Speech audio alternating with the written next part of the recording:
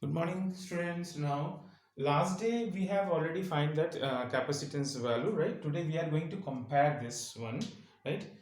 You know that capacitance when there is an air. So let me write air for C naught. C naught is equal to epsilon naught A by D.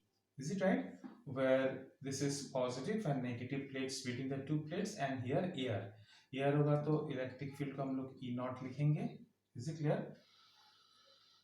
And C is equal to, last class we got it, C is equal to K epsilon naught A by D. ये मिला था हमको between the two plates, negative and positive, and definitely between the two plates there is E naught, but inside the dielectric medium there is what? Only E, है ना? Okay, whatever it is. Now due to that we got it, है ना? और इसका dielectric constant K है because of that capacitance formula. So on comparing, I think you know that this is ना, so if you write C is equal to K को छोड़ देते हैं, ये वैल्यू आ जाएगा तुम्हारा C naught. I think it's very simply clear that C is greater than C naught. Why? Since K is greater than 1. 1 से value ज्यादा होता है. 1 किसका होता है? नियर अबाउट एयर का. एग्जैक्टली नहीं है, but near about 0.9 something. Is it right? So we take a 1 for the air, so उससे भी ज्यादा होता है. So all the dielectric medium is more than 1. तो more than 1 means very simple. That means C is greater than the C naught. तो ये तो हो गया तुम्हारा comparing. They I've already asked in the board compare और define. तो define करने से पहले पहले तुमको पूरी तरह से लिखना है. So this is also one kind of practice how we write this. Is it right? ऐसे नहीं कि सोचते रह गया तुमको पूरा हिस्ट्री पता होना चाहिए. ओके, सी का मतलब ये ऐसा है तो मैं इसको ऐसा सजा के लिख सकता हूँ. Is it clear? तो नेक्स्ट टॉपिक हम लोग जाएंगे इसमें कि एक छोटा सा टॉपिक है that is called polarisation vector. क्या है तुम्हारा? Is it right? So everybody please note down this. Is it right? So please everybody note down this polarization vector. Polarization vector definitely is a vector quantity number one. Polarization vector को हम लोग P capital P's denote करेंगे. Vector जो ये measure करता है कि degree of polarisation in the medium. Medium means dielectric medium. उसमें पोलराइजेशन का किस तरह से वो पोलराइज्ड कर रहा है, कितने डिग्री में कर रहा है.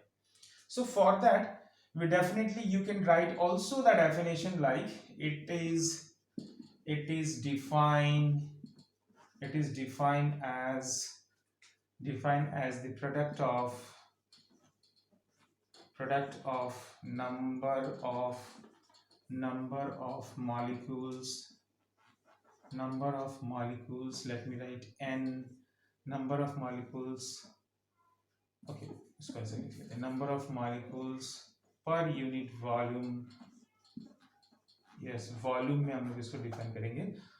मतलब जो मॉलिक्यूल्स किसी वॉल्यूम में है, क्योंकि डायलेक्ट्रिक मीडियम एक थोड़ा सा what you call that wafer type का है ना. वेफर मतलब वेरी सिंपल. मान लो एक छोटा सा पीस ऑफ केक ले लिया तो उसमें वॉल्यूम का ही आएगा इसमें. तो उसमें जितने भी मॉलिक्यूल्स है it is defined as the product of number of molecules per unit volume को मैंने सपोज एन कर दिया. And dipole moment, yes, small p. This is also. Is it clear? ये भी हो गया तुम्हारे पास. Therefore p vector it is equal to n small p vector, है ना. And if I ask you what is the SI unit, SI unit of capital P क्या हो सकता है?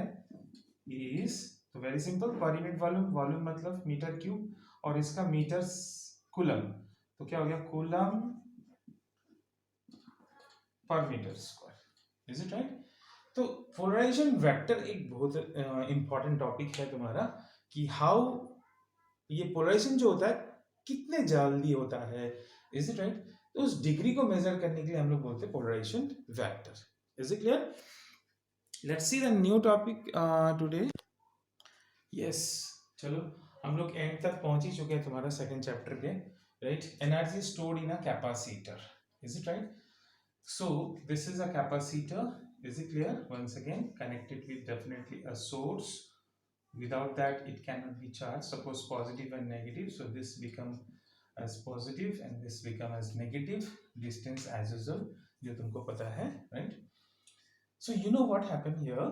ये एक potential. Is it right? So let me write it is V and some amount of charge. एक charge को उठा के मैं कहाँ से सोर्स से उठा के कहाँ पे स्टोर कर रहा हूँ, प्लेट्स में स्टोर कर रहा हूँ, है ना. सो जब भी मैं इसको स्टोर करूंगा, if we are going to store the charges on a plate, so what happen, yes, Q amount of charge we take it from the source, Q amount of charge लेके आ रहे हैं और वो जाके स्टोर करेगा. लेकिन इतना नहीं करेगा, यही तो इंपॉर्टेंट है इसका. नाउ लुक एट हियर, कितना काम कर रहे हो, तो how much amount of work is done. तो यहाँ पे मैं लिख देता हूँ work done by source to store charges between two plates. कितना करते हैं, work done by the source, work done तुमको पता है, work done can be written as V into Q. I think it's okay. work done सारा चीज पता है तुमको, इतना वर्क कर रहा हूं मैं.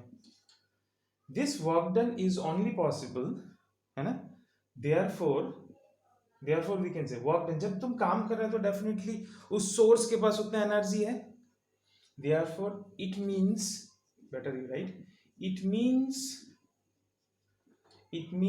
amount of energy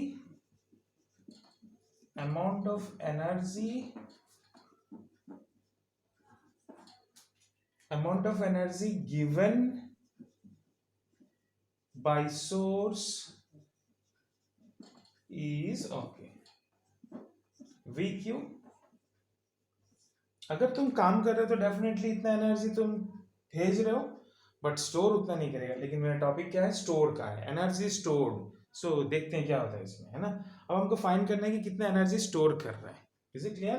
तो ये तो हो गया तुम्हारा introductory. So let me write here, हम लोग फाइंड करेंगे फिर से.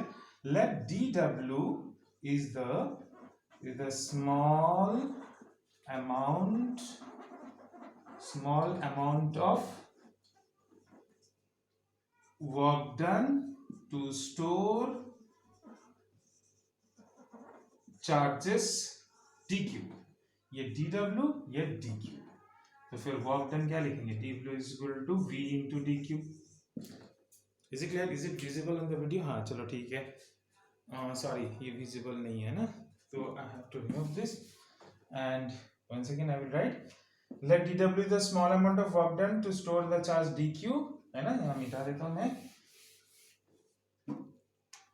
Therefore DW can be written as V into DQ, है ना. चलो लिखिए, बहुत अच्छी बात है. When we are going to find the all, पूरा अगर work done निकालना है तो क्या करेंगे इसमें ना. So now integrating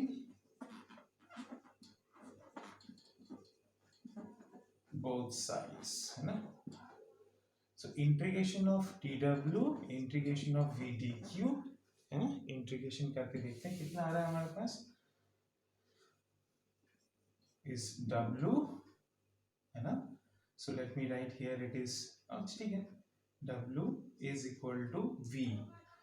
तो यहाँ पे मैं थोड़ा सा चेंज करना चाहूँगा. Since C is equal to Q by V, तो V is equal to Q by C, because यहाँ पे डेरिवेटिव एज DQ है ना. नेक्स्ट स्टेप, तो वर्क डन और the energy you are getting it is 1 by C, तो बाहर आ गया. अच्छा इसको बाद में लिखते हैं ना, otherwise you will confuse. 1 by C is outside. Q, you will write it is Q square by 2. This is your answer of integration. You know that. Therefore energy stored between two plates is equal to half of energy stored को मैं U लिख लेता हूँ, because as I told you that कितना work किया, जो work किया it is only due to the energy stored. तो एनर्जी स्टोर क्या कर रहा है, energy store between the two plates U is equal to what, Q square by C. ये हो गया तुम्हारा formula. Is it right? Still it is not complete that कि मैंने जो बोला था. क्या, फिर से इसको चेंज करते हैं स्टेटमेंट में. Q is equal to CV, Therefore, U can be also written as half CV, है ना? So U is equal to half of CV square. This is the another formula. Oh, sorry. Again, it is not visible. So sorry for that. यहाँ लिख लेता हूँ इसमें. यहाँ लिख लेता हूँ. If Q is equal to CV, वही formula. तो फिर therefore U can be written as half. ये देखो Q C square V square by C. I think one C is cancelled. Half of C V square. ये दूसरा formula हो गया तुम्हारे पास. Is it clear? फिर से if C is equal to Q by V, then U is equal to half of क्या निकला था मेरा? Q square by C निकला था. अब मैं C में डाल देता हूँ इसमें. C is equal to half Q square and it is Q by V, है ना? So I think one Q is cancelled, so got QV, है ना? I think you got it right. Yes, you got it. मिल गया तुमको. देखो यहाँ पे तुमको पहले बोला था मैंने बैटरी ने कितना एनर्जी दिया था QV. अब यहाँ पे स्टोर कितना कर रहे हैं? हाफ. तो फिर हाफ कहाँ गया? Half is act as a waste in. So you can write also half of QB energy. It's visible. I'm not देख लेता. Half of QB energy, right? Loss as heat and radiation. They may ask, is it right? Heat and radiation में loss हो जाता है. Keep it in mind. Is it right? It's very important topic. Thank you.